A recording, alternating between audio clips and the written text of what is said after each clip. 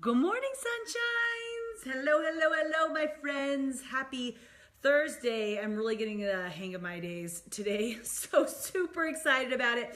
Thank you for joining me for our miracle morning. You're welcome. I just went for my run and then popped on this video. So I'm almost still just an utterly sweaty mess, which is fantastic because guys, today I'm thankful that I got to run almost 3.5 miles and feel delightful the whole time. So I feel so much better being home. I feel like I've got all my resources I need to feel good. So morning, Stephanie. Thank you for joining us. Guys, you're watching our miracle morning together. And what we do is we come and we share ideas of how to have a positive, strong day where we're moving forward. And just if there's something going on in your life, how can we turn that a different direction? And maybe there's not anything going on in your life, how can we still turn it in a different direction where it's an amazing thing? So it's all about our attitude, our perception, and our action. And we always start off with saying, good morning, sunshine. Good morning, Sarah. So as you guys jump on, give me a hashtag GMS or a hashtag good morning, sunshine. Good morning, Helen. How are you? And then also share, I like the little wave hand. Like, it just makes me happy. Just cracks me up. So do that, morning cat. And then also we start off by just sharing our gratitude is the first thing that we do. And always a reminder, you guys, that if you wake up, no matter what mood you wake up in, whether it's a dynamite mood or a not so great mood, sharing and thinking about your gratitudes can only elevate that. Good morning, Jess. How are you, girl?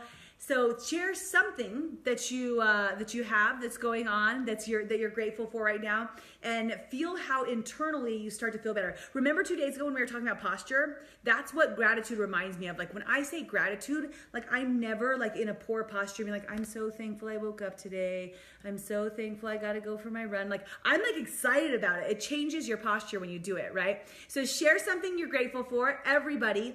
And if you're doing your miracle morning together with us each morning, share all of the aspects of your miracle morning routine if you like. I feel like it's just a better practice of accountability and checking in. Good morning, Kathy. How are you? Welcome to our miracle morning. Good morning, sunshines. Okay, first thing is we share our gratitude. Second thing is, depending on the day of the week, we go through one of our savers. Silence, affirmation, visualization, exercise is Thursday. So now that I've got my days right, guys, it took me a minute there. Share your last exercise that you did. So whether that was this morning, yesterday, last month, whatever, and how that made you feel. So just to share, just because it's another form of accountability, right?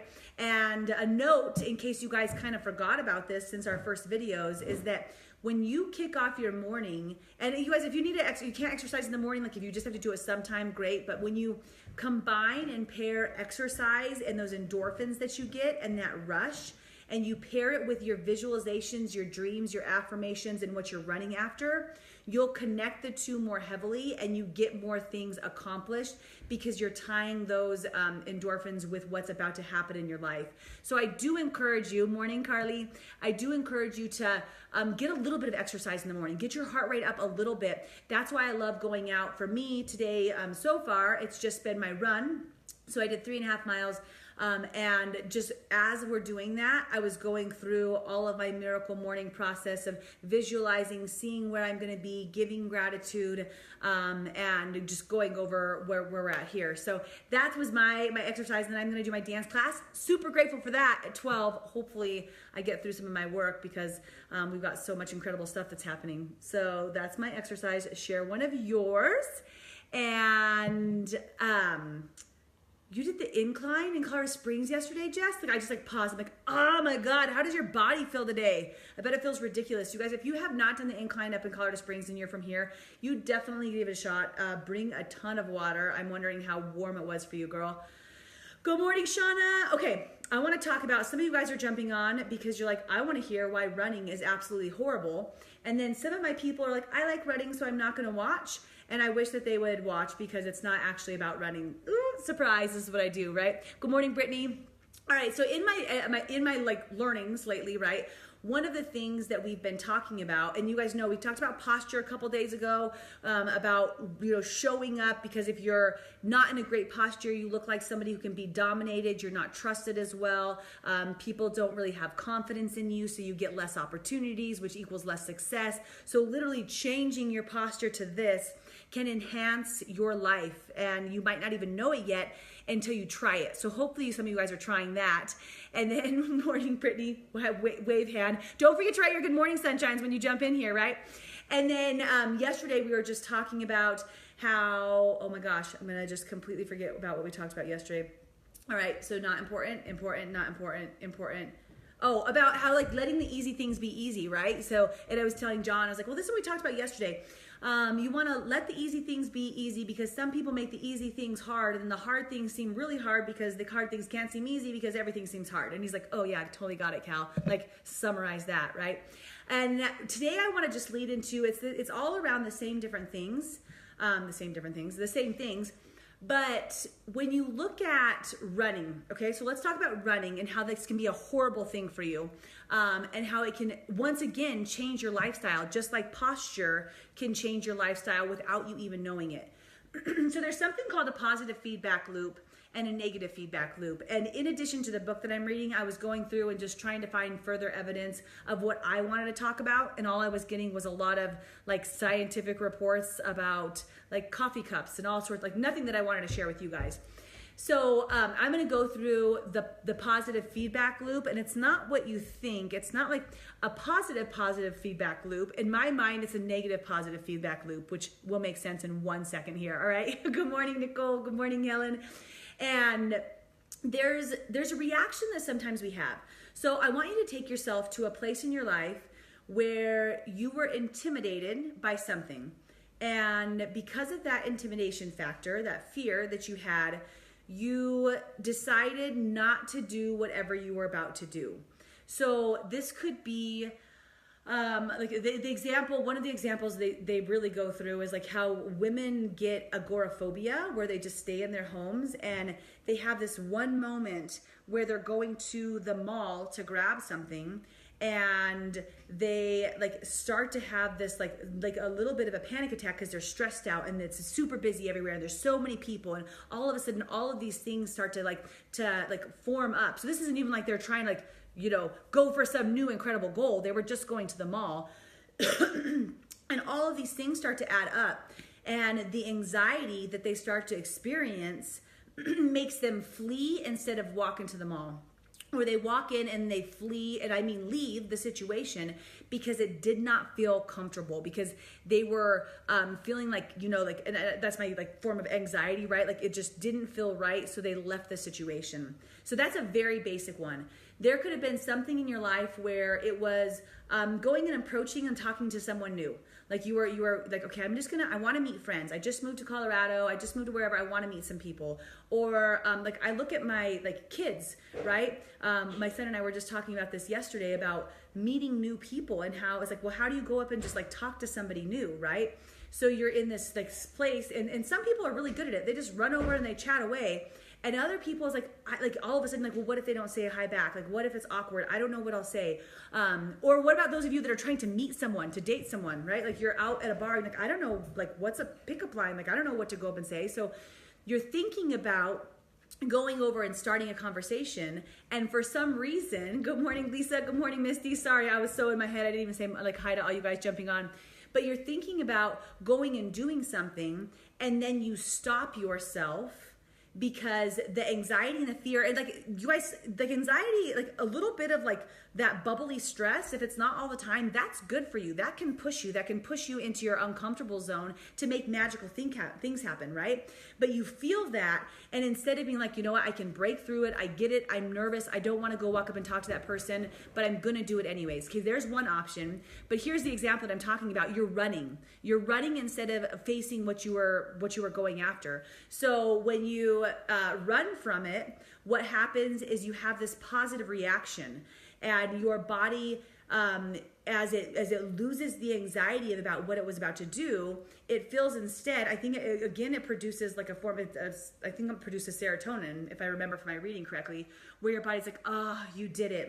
that was, you were anxious about it, so you ran from it. And then what happens, you guys, is your mind and your body confirms, because you ran, yes, that was dangerous. Like, oh my gosh, I'm so glad you ran. That mall was dangerous. Like, good job. Way to go, Cal. You ran from it. Or, oh man, that person that was on the other side of the room that you were about to go shake hands with, you ran from it. And I'm so proud of you. That was super dangerous, right? Or what was I just thinking about?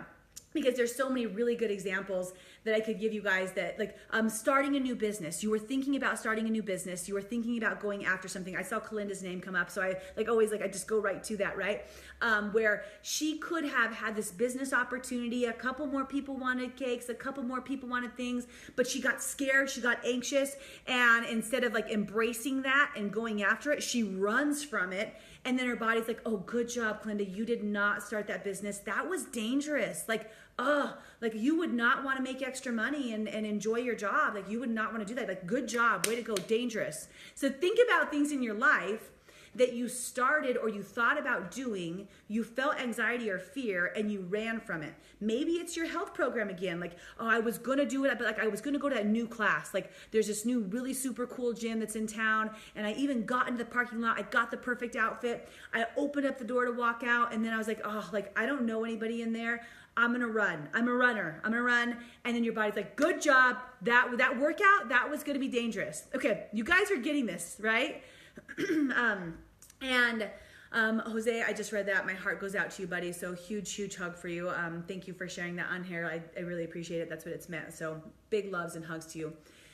So in these different situations in your life where you have something going on that you decide that you're not going to go after, the second that you confirm that anxiety and fear were real, and it's only real in your mind, by the way. Is the mall dangerous?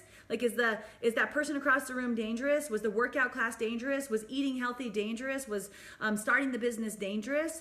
Like, I mean, like, there's these little baby risks of you'll get a no, or someone won't respond how you think, or maybe you won't make as much money. Like, there's little baby risks, but like, is it really dangerous? And your body is confirming, yes, fight or flight. Like, I'm going to produce this serotonin because you did it, you went from it. And here's where the positive like feedback kicks in. Okay, so this like gets to what the whole point of this video is as you do that, now your body confirms that you were in a dangerous situation, and it creates a positive feedback loop. This is why I say it's a negative positive feedback loop, where it's like, you protected yourself. I am so proud of you for protecting yourself. The next time we get to that situation, we're gonna know not even to get close. Like, we'll know. Like, don't even drive to the mall. Like, let's maybe try the supermarket until the supermarket's too scary. And then after the supermarket, the school's gonna be too scary, and pretty soon you can't even leave your home. And the statistics of I think it was predominantly like 30 to 50-year-old women that have agoraphobia that don't leave their house because of this exact positive feedback loop is crazy, you guys. Like, I had no idea. Like, I thought that was like something I saw in movies sometimes, but it's a real thing. So when your body, like when you decide, I'm not going to go out and meet that new person, like that was dangerous, all of a sudden you create this habit, not even out of desire or want, but because your body is in fight or flight mode, that's a danger zone. I'm never going to do that. And now it feeds on itself until it can get worse and worse. Now you won't talk to even people that you know, or people that you kind of were acquaintance with, and you're going to retreat more and more and more into that posture of like, people are dangerous, right? All workout classes are dangerous. Any new adventure, anything that's new whatsoever, like the business, that's all dangerous. So it can feed into other areas of your life. So think about this. Think about an area where you've started to create this positive feedback loop, the negative positive feedback loop, and it's inhibiting your life. It's inhibiting your growth. It's inhibiting your action because you're in a consistent state of fear and protection of yourself. And I bet every single one of you has something that's going on that's like this, okay? Where you're not going big, instead you're going home. Like, you're going home right away because that's where it's safe, right? Quite literally, like, just get out of there. And the cool thing is that, I know that I expressed to this too, like as a scientific term of what happens to you, is that you can change the positive feedback loop, and you can make the decision to get out of that but it's got to be a very strong decision, and you might need some support in that, in getting out in these situations and taking the risks and going after things. And that's what I love to do with you guys here, but you might need even more support, where there's like a one-on-one support of, can you help me do this? Can you help me get in shape? Can you help me try a new class? Can you help me get into this new business? Because I'm so scared, I need to get out of my own way. And then the final thing that I really want you guys to take away is, when you see yourself in a situation of fear, or like that oh shit moment of, I don't know if I want to go after it because that seems scary, just keep in mind that the second you run from it, running from it is going to get really easy. And then running from things that are just a fraction of it are going to get even easier. And then pretty soon you don't even have to run, because you're not leaving your home. Like you're just not even going out there to get after anything. And look at that in your own life. Look at that in your kids. Like, where are your kids starting to say no and starting to retreat and starting to create habits where they're not going to be forward moving and growing? And see if you can help them and yourself, or maybe some people around you, like just help pull people along into that uncomfortable space where you know you're going to grow a bit more.